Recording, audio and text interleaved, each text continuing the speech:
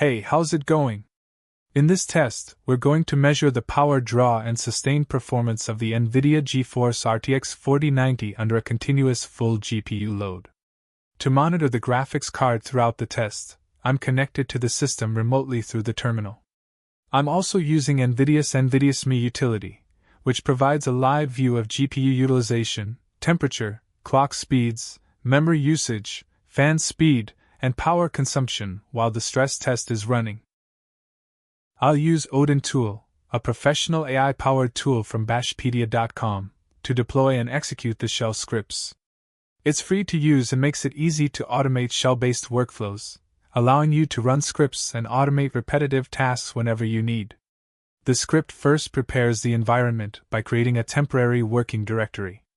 It then downloads the latest version of the open-source GPU burn project directly from its GitHub repository. Next, it builds the official Docker image included with GPU burn. Instead of installing the benchmark directly on the host operating system, the entire test runs inside a Docker container with full access to the NVIDIA GPU. This provides a clean, isolated, and reproducible environment, while ensuring all required CUDA libraries and dependencies are already included. Once the Docker image has been built, the container starts with GPU pass-through enabled. Inside the container, GPU burn fully loads every CUDA core on the GeForce RTX 4090, creating a sustained compute workload that pushes the graphics card close to its maximum power limit. This allows us to observe its real-world power consumption, boost behavior, temperatures, and overall stability. As the test runs, keep an eye on the nvidia-smi output. You can monitor the GPU power draw, core temperature, utilization, clock frequencies, memory usage, and fan speed in real time.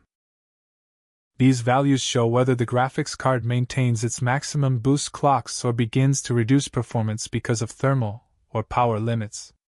When the stress test finishes, GPU burn reports whether any computational errors occurred during the run.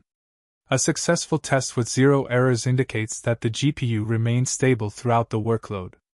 On this system, the GeForce RTX 4090 reached approximately 400 watts during the stress test. This closely matches the card's default total graphics power, or TGP, which is the maximum sustained board power specified by NVIDIA for most RTX 4090 models. Depending on the manufacturer, BIOS configuration, and power limit settings, some custom cards may allow higher power consumption, while others may operate at slightly lower values. By comparing the recorded power consumption, temperatures, clock speeds, and stability results, we can evaluate how efficiently the NVIDIA GeForce RTX 4090 performs under a sustained compute workload and determine whether the cooling solution is capable of maintaining maximum performance. Tell me what you think in the comments below.